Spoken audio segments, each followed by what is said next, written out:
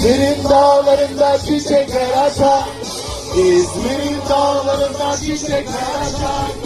Altın güneş orada sırmalar saçar. Altın güneş orada sırmalar. Bozulmuş düşmanlar yel gibi kaçar. Bozulmuş düşmanlar daha güçlü, burası daha Kadınlarımız Ayşe Çavuş'a, Halime Çavuş'a, asker sahibi Melek Hanım'a, Faryalı Ali'ye, Kara Fatma'ya ve 4 Müslüman buraya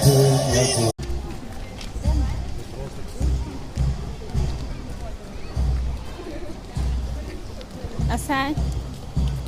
Asel.